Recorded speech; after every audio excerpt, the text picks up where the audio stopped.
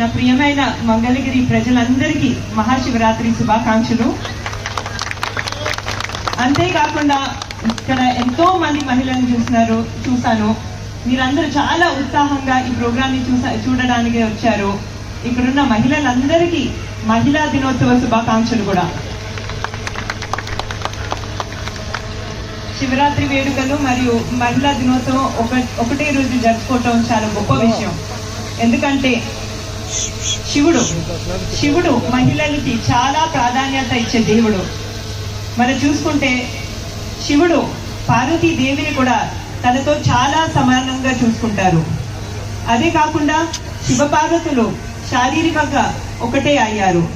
అందుకే శివరాత్రి మరియు మహిళా దినోత్సవం ఒకటే రోజు జరుపుకోవటం నాకు చాలా ఆనందంగా ఉంది. అది కూడా మన మంగళగిరిలో, మన లోకేష్ గారి మంగళగిరిలో జరుపుకోవటం నా అదృష్టంగా భావిస్తున్నాను. ఈ పవిత్రమైన దినమున మన శివ పార్వతుల పవిత్రమైన నృత్య ప్రదర్శన చూడటం నేను నా అదృష్టంగా భావిస్తున్నాను, మనందరి అదృష్టంగా భావిస్తున్నాను. అదే కాకుండా సుమిత్ర గారు చెప్పారు, మన భారతదేశపు సంస్కృతి ఎంతో గొప్పది, ఎంతో బలమైనది. కానీ రోజు రోజుకి చాలా మంది మన సంస్కృతి గురించి, మన కళల గురించి మర్చిపోతున్నారు. నేను చాలా అదృష్టవంతురాలుగా పెరిగాను. నేను చిన్నప్పుడు నాన్నగారితో పాటు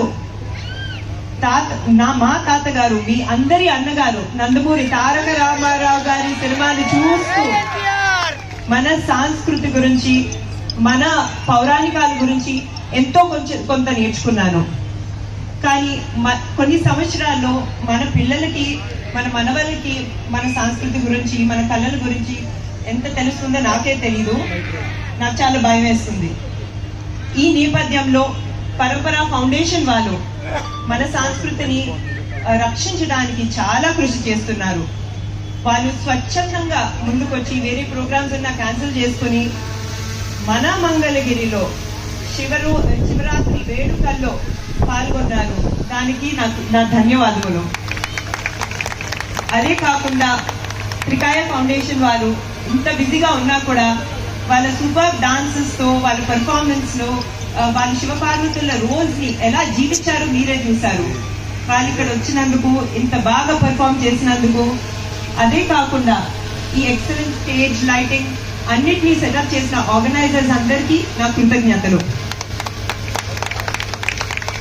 మరొకసారి నా మంగళగిరి కుటుంబ సభ్యులందరికీ శివరాత్రి శుభాకాంక్షలు తెలుపుకుంటూ, మహిళా దినోత్సవ శుభాకాంక్షలు తెలుపుకుంటూ నేను సెలవు తీసుకుంటాను. నమస్కారం.